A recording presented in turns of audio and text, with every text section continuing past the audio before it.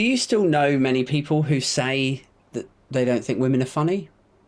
No, I don't know No. them personally because yeah, they just don't really go very far, obviously, and I also don't Yeah. want to be around that kind of person as it is. So It's yeah, weird, isn't it? I could never understand, especially because like, and I say this all the time, it's like most human beings on earth, if you ever laughed, probably the first time you laughed and smiled, a woman made you do it because I don't think most dads are the ones making the faces and offering up the breasts and doing the coochie coos with kids. Or you might do it, be like, this is fun and I love you, but this is kind of boring now. Whereas mothers will relentlessly continue to try to entertain a child, identify with a child, so children begin to mimic what they see as a smile coming from their mother, stuff like that. So it's like, if you've laughed, probably a woman made you laugh at some point in your life. Yeah, So it's also the yeah, cliche of like the dad joke, like, oh, so if women aren't funny, so you're telling me it was your dad? Really? Your dad was yeah, cracking the jokes? exactly, yeah, exactly that. Because I'll tell you for free, I've I've not laughed at anything my dad's ever said in my life. And it's not because he's not a funny person. It's just not how I perceived him. Yeah. He was not the joker of the family, that's for sure. My dad laughed once, very loud, and it's when I asked him to buy me a pair of Moschino jeans, and he was like, "How much?" That's funny, son. Yeah. Yeah, man. I mean, like I was raised pretty much by my mum. Like me and my brother lived with my mum, and my dad lived sort of 45 minutes away. And yeah, like my mum was always sort of pretty like not sort of comedian funny, but like as in like she wasn't showy at all, but Yeah. she was like fucking effortlessly sarcastic and sort of quite witty. And then yeah, like just going up like growing up and then having a few female friends and like going on the open mic circuit and meeting people like Tanya and meeting people like fuck me, what's her name now? She's got quite big. Sarah Callahan. Yeah. And like and I still know people from in my hometown where their opinion is nah, like female comedians not fast, and I'm always like you're fucking nuts because you're like you're missing out on a Oh, whole but it's not that they're chunk missing out. of They know what they mean. What they mean is that if I try to neg this woman, she's able to defend herself, and so I have no basis for superiority over her, and that intimidates me. Is what they mean. When do you think it's absolutely, that when because to I me, I don't think think they women are would funny. What they mean is I am scared or intimidated by a woman having the power to ridicule me. yeah, you could be right. I mean, I think they would contend that it's not that, it's just that they don't get the scientific chemical reaction from when a woman is standing there with a mic and cracking jokes in the same way as they would do with a man. But I don't, it's not that I empathize with that position, it's just I can already hear their voices sort of saying that Yeah.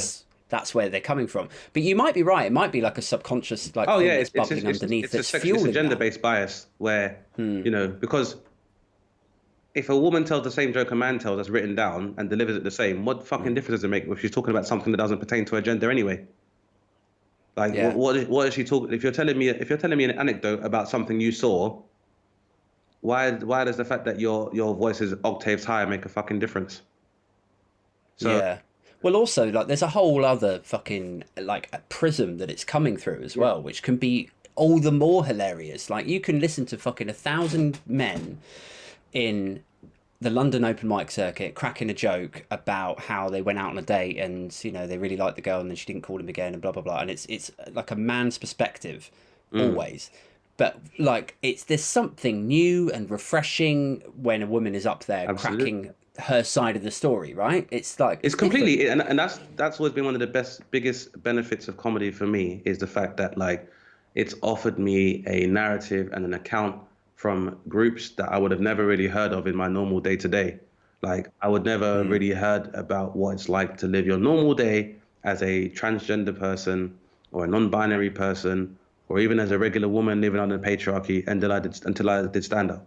And I was initially resistant to it at first because I remember speaking to a comic, Annette Fagan, and we would talk like Annette's based in Birmingham and stuff, and we were talking about this the circuit, and I was like, it's hard if you're a black person, blah blah blah, and she was like, yeah, it was hard if you're a woman. I was like, what? And she was like, yeah, it's harder if you're a woman. I was like, really? And she's like, yeah, because I bet you've never been told you can't be on a lineup because they've already got enough black people.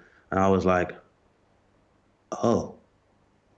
So she had Mm. to, and open all, and I came from a place of male privilege where I was like, Well, I would never tell a woman she couldn't do anything, so no one would be that stupid. So I had to have my eyes opened up to the level, like how deep it runs. And it's because, as I say, it's like, also in a patriarchal society where the narrative of women is not really indulged anyway.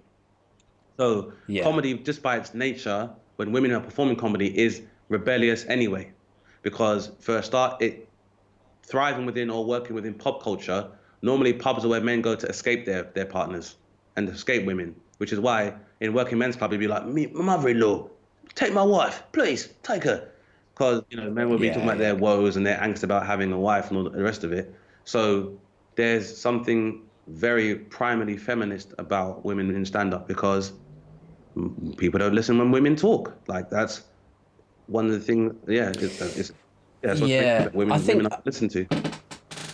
I think you're right. I think there's an inherent or like innate threat level that gets prodded, like prodding a bear, when a woman is on stage with a mic and has the Yeah, power, if you like, and let's say the guy is in the second row and he's being a bit chatty, a bit heckly.